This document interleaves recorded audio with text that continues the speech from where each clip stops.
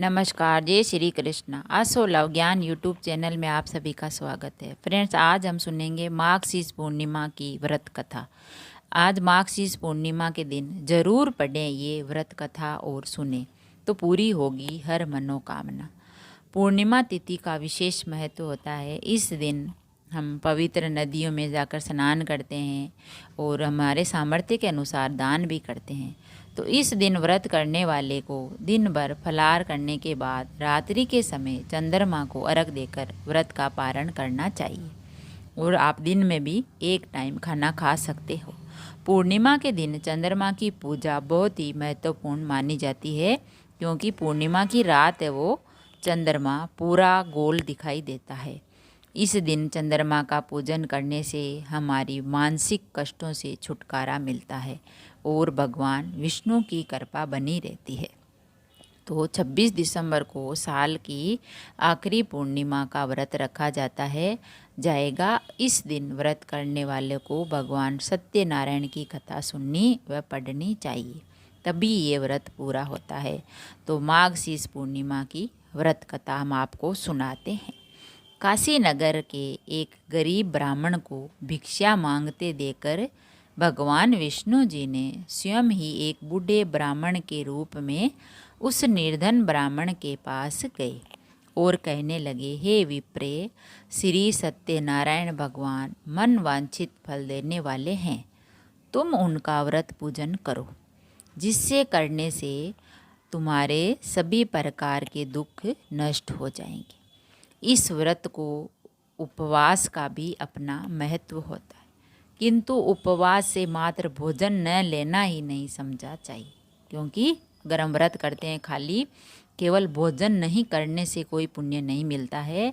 तो हमें उपवास के समय हृदय में ये धारणा होनी चाहिए कि आज श्री सत्यनारायण भगवान हमारे पास ही विराजमान है। अंदर से व बाहर से शुद्धता यानी शुद्धि होनी चाहिए और श्रद्धा विश्वास पूर्वक भगवान का पूजन करना चाहिए, तभी मंगलमय होता है। और कथा भी एकदम निस्वार्थ भाव से सच्चे मन से सुननी चाहिए। सत्यनारायण की कथा बताती है कि व्रत पूजन करने में मानव मात्र का सम्मान अधिकार है, चाहे वह निर्धन हो, धनवान हो, राजा हो या व्यवसायी, ब्राह्मण हो या अन्य वर्ग, स्त्री हो या पुरुष। कथा सुनने से हमें चाहे कोई भी हो, उन सभी को सम्मान अधिकार है, चाहे निर्धन हो, धनवान हो, राजा हो या व्यवसाय करने वाला हो, ब्राह्मण हो या कोई अन्य वर्ग हो। भगवान सत्यनारायण की कथा सुनने का सबको सम्मान अधिकार होता है। और इस कथा में निर्धन ब्राह्मण, गरीब लकड़हारा, राजा उल्कामुख, धनवान व्यवसायी, साधु वेश्य, उसकी पत्नी लीलावती, पुत्री कलावती और राजा तुंगध्वज और गोप गणों की कथा का समावेश किया गया है। इस कथा के अनुसार लकड़हारा, गरीब ब्राह्मण, उल्कामुख, ये जो सभी हमने आपको नाम बताए हैं, ने सुना कि ये व्रत सुख, सौभाग्य, संपत्ति सब कुछ देने वाला है, यानी सत्यनारायण भगवान का व्रत सब कुछ देने वाला है। तो सुनते ही श्रद्धा, भक्ति तथा प्रेम के साथ सत्य व्रत का आचरण करने में लग गए और सुख भोगकर परलोक में मोक्ष के अधिकारी हुए। एक साधु वेश्य ने भी यही प्रसंग राजा उल्कामुख से सुना, किंतु उसका विश्वास अधूरा था और श्रद्धा में कमी होने के कारण उसके मन में प्रण लिया कि संतान प्राप्ति पर सत्य व्रत पूजन करूँगा। समय बीतने पर उसके घर एक सुंदर कन्या ने जन्म लिया। पत्नी ने व्रत की याद दिलाई तो उसने कहा, कन्या के विवाह के समय करूँगा। समय आने पर कन्या का विवाह भी हो गया, किंतु उस वेश्य ने व्रत नहीं किया। सभी वह अपने दामाद को लेकर व्यापार के लिए चला गया। वहाँ उसे चोरी के आरोप में राजा चंद्रकेतु द्वारा दामाद सहित कारागार में डाल दिया। उसके अपने घर में भी चोरी हो गई। पत्नी लीलावती और पुत्री कलावती भिक्षावृत्ति के लिए विवश हो गई, भिक्षा मांगने के लिए, क्योंकि उनके पास कुछ भी नहीं बचा था। एक दिन कलावती ने किसी के घर श्री सत्यनारायण का पूजन होते देखा। घर आकर माँ को प्रसाद दिया। तब माँ ने अगले दिन श्रद्धा से व्रत पूजन कर भगवान से पति और दामाद के शीघ्र वापस आने का वरदान मांगा। श्री हरि प्रसन्न हो गए और स्वप्न में राजा को कहा वह दोनों बंदियों को छोड़ दे, क्योंकि वह निर्दोष है। राजा ने अगली सुबह उनका धन धान्य तथा प्रचुर द्रव्य देकर उन्हें विदा कर दिया। घर आकर पूर्णिमा और संक्रांति को सत्यव्रत का जीवन भर आयोजन करता रहा। परिणाम स्वरूप उसे सांसारिक सुख भोगकर मोक्ष को प्राप्त हुआ।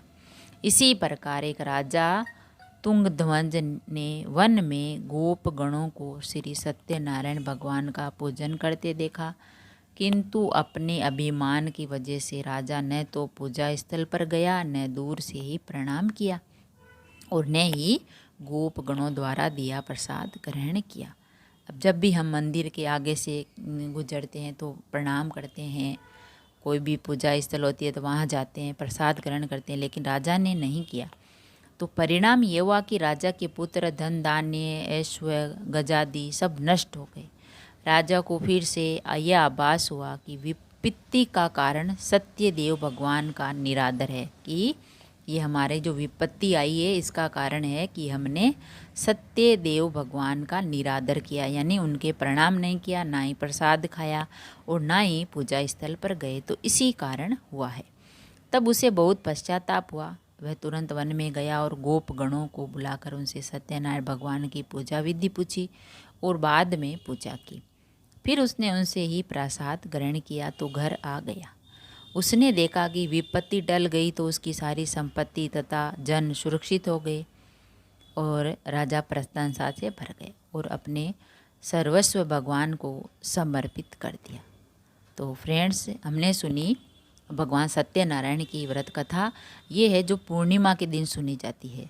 तो माघ पूर्णिमा है, इस दिन अगर ये कथा सुनते हैं तो हमारी मनोकामना जरूर पूरी होती है और कथा जरूर ही सुननी चाहिए, तभी हमें इस व्रत का पूरा फल मिलता है। और व्रत भी सच्चे मन से करना चाहिए और भगवान सत्यनारायण की जो कथा है वो हमें सच्चे मन से, निर्विभाव से सुननी चाहिए। और इस दिन हमें दान पुण्य भी करना चाहिए और अपने मन में अच्छी अच्छी बातें और अच्छे भाव रखने चाहिए। किसी को कुछ भी अपशब्द नहीं कहना चाहिए। अगर कहानी पसंद आई तो लाइक और शेयर ज़रूर करें। ऐसी ही कहानी और कथा सुनने के लिए चैनल को सब्सक्राइब करें। धन्यवाद। Thank you.